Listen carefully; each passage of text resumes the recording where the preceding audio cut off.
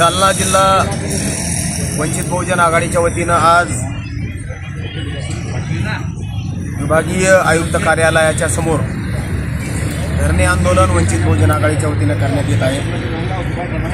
परतूर आणि मंठा तालुक्यातील पंचायत समितीमध्ये होत असलेला प्रचंड भ्रष्टाचार, त्या ठिकाणी नेमणूक झालेल्या दोनही अपात्र गट विकास अधिकाऱ्यांच्या नेमणुका, त्याला असलेलं राजकीय पाठिंबा आणि त्यामुळं दोन्ही तालुक्यातल्या जनतेची होत असलेली भेळसांड, या सगळ्या गोष्टीवर वारंवार तक्रारी करून सुद्धा प्रशासन त्या भ्रष्ट अधिकाऱ्यांना पाठीशी घालत आहे। त्यामुळं आज छत्रपती संभाजीनगर विभागीय आयुक्तांच्या समोर आम्ही धरणे आंदोलन त्या ठिकाणी करतो आहोत। घरकुलाचे प्रश्न असतील, विहिरीचे प्रश्न असतील, पांढर रस्त्यांचे प्रश्न असतील किंवा पंचायत समितीशी संबंधित इतर प्रश्न असतील, त्यांना लागणाऱ्या रेतीचा प्रश्न असेल, या संबंधात त्या ठिकाणचं पंचायत समिती प्रशासन अत्यंत उदासीन आहे। आम्ही तहसीलदारला या संदर्भात भेटलो, वेगवेगळी आंदोलनं केली, उपविभागीय अधिकारी कार्यालयासमोर वेगवेगळी आंदोलनं केली, भेटलो। त्यानंतर CO असतील, कलेक्टर असतील, यांच्याही समोर हे विषय मांडले, परंतु कुठल्याही प्रकारची कार्यवाही संबंधितावर होत नाही आणि त्यांना पाठीशी घालण्याचा कार्यक्रम सतत होत असतो।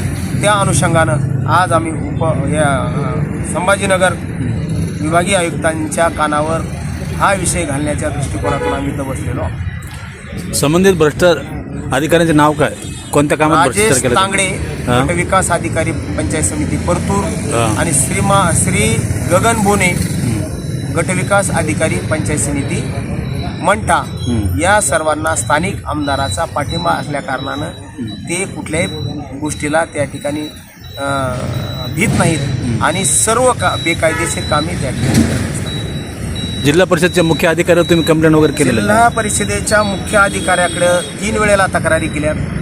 त्यांनी चौकशीचं पत्र काढलंय 24 मे 2025ला, परंतु त्याच्यावर कुठल्याही प्रकारची कार्यवाही किंवा चौकशी झालेली नाही। पुढचं पाऊल तुमचं कसं राहणार? आमचं पुढचं पाऊल आज आयुक्तांनी त्या ठिकाणी जर याच्यावर चौकशी समिती नेमून कालमर्यादित चौकशी कार्यक्रम जर त्या ठिकाणी लावला नाही तर आम्ही मुंबई हायकोर्टाच्या संभाजीनगर खंडपीठात या संदर्भातली याचिका दाखल करण्याची पक्षाच्या वतीनं आमची मानसिकता आहे। एकूण किती लाखाचा भ्रष्टाचार केला त्यांनी? त्याचा भ्रष्टाचार किमान एकाचा किमान 50 कोटीच्या आसपास असू शकतो। बरोबर।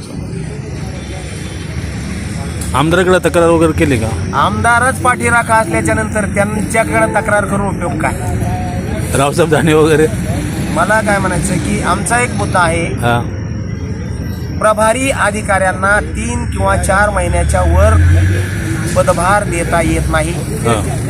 प्रभारी अधिकाऱ्यांना निर्णय घेण्याचा अधिकार नाही, कारण ते पद आहे वर्ग 1चं। बरोबर। वर्ग 2च्या कर्मचाऱ्यांना त्या ठिकाणी पदभार दिलेला आहे दोन्ही ठिकाणी, आणि तो मिनिमम 6, 7 वर्ष उलटली तरी तो पदभार त्यांच्याकडे कायम आहे। विशेष करून गट विकास अधिकाऱ्याचं निलंबन झालेलं आहे। विस्तार अधिकारी येतो, गट विकास अधिकारी म्हणता येत, विस्तार अधिकारी निलंबन झालेल्या किंवा गैरव्यवहार केलेल्या माणसाला वरिष्ठ पद तर देताच येत नाही, परंतु हे सगळे नियम आमच्या परतूर आणि मंठा गट विकास अधिकारी किंवा इतर कर्मचाऱ्यांसाठी लागू नाहीत का काय, अशा प्रकारची परिस्थिती आम्हाला त्या ठिकाणी वाटू लागली आहे। ठीक आहे.